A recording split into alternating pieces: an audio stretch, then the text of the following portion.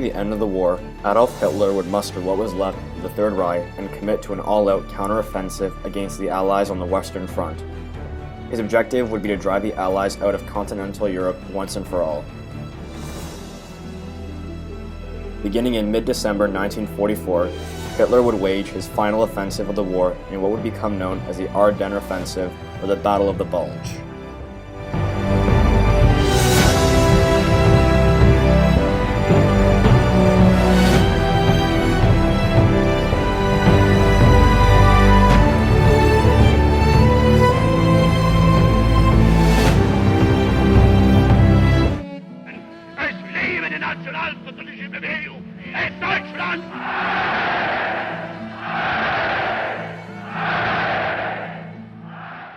By 1944, after 6 years of war, Hitler was feeling the pressure mounting on all sides.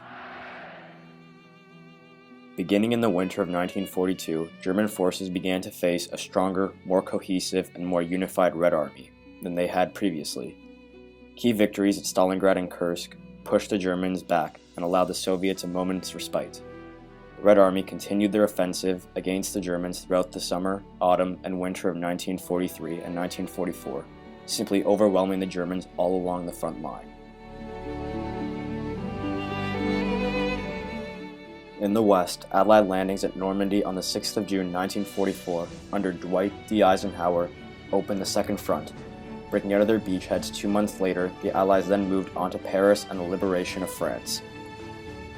From then on, the Allies turned east and began the long march to Germany.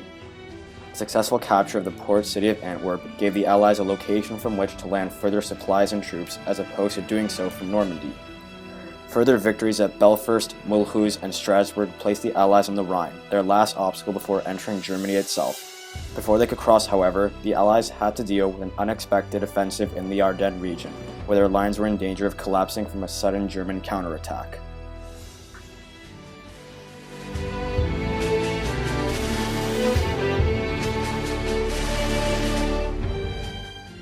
Hitler had been planning for a major counteroffensive in the west ever since the Allies had broken out from their beachheads. It was his belief that a well-placed and well-timed attack could cripple the Western Allies and would allow him to divert his attention to the much larger threat in the east. If he were to succeed, however, he would need vast numbers of men and equipment, much of which he did not have. He had lost irreplaceable men and equipment in the west already, and his reserves were quickly dwindling.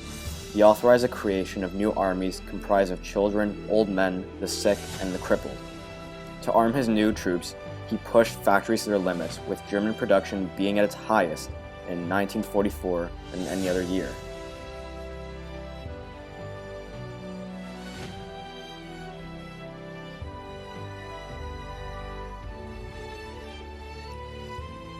Unknown to the Allies, Hitler had begun assembling huge sums of troops and equipment in the Ardennes region. Secrecy was absolute, with only the highest of officers even knowing about it. He entrusted command of the operation to General Fieldmarschall Walter Model and Field Marshal Gerhard von Rundstedt.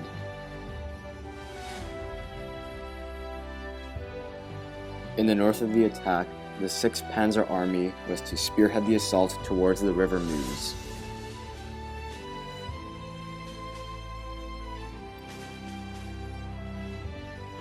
In the center, the 5th Panzer Army was ordered to capture Saint-Vith and Bastogne, before moving on their final objective of Brussels.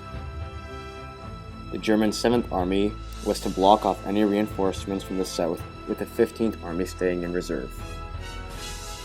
The final objective was to capture the port city of Antwerp, driving the Allies into the sea and splitting the Anglo-American alliance.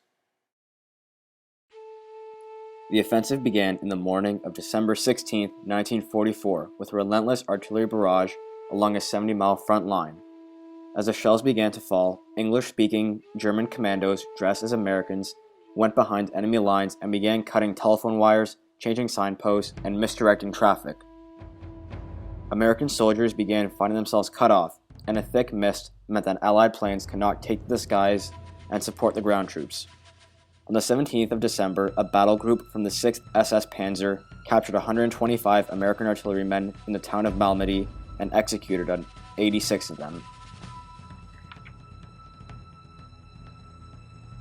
In the first 2 days of the assault, German forces would move about 60 miles in some places, breaking through many Allied defenses.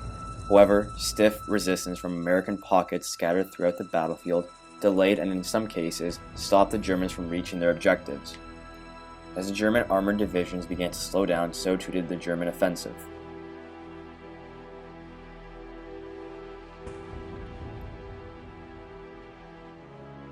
On the northern shoulder of the front, the American 5th Corps had stopped the 6th SS Panzer advance. In the center, Hasso von Maunt's 5th Panzer Army arrived at St. Vith to find it blocked up by the 7th American Armored Division, and 30 miles to the south, the 101st Airborne had garrisoned Bastogne. Eisenhower began to exert a firm grip on the battle and dispatched General George S. Patton's 3rd U.S. Army to turn 90 degrees and drive north into the southern flank of the Bulge that had been driven into the Allied line. Eisenhower also gave operational command to Field Marshal Montgomery's 21st British Army Group in the north.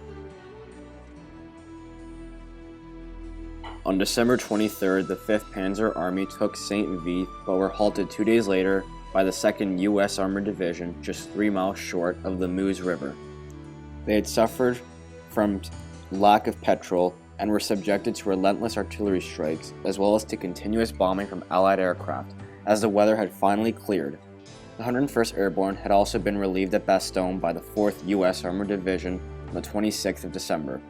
Hitler ordered his generals to stand fast and keep pushing, but Germany was once again on the defensive. From January 3, 1945 and onward, the Allies went on the offensive, destroying what was left of the German resistance, and on the 16th of January, the U.S. 1st and 3rd Armies joined hands at Hulwaldes, closing the last German escape route, with the battle itself ending on January 25, 1945. Allied losses of the battle would number approximately 21,000 dead, over 40,000 wounded, and over 20,000 missing or captured. German losses would be disastrous, with approximately 100,000 dead, wounded, missing or captured. There would be no more mass offensives by Germany, and it would now be a slow and inevitable retreat back to Berlin, with Germany surrendering to the Allies on May 8, 1945.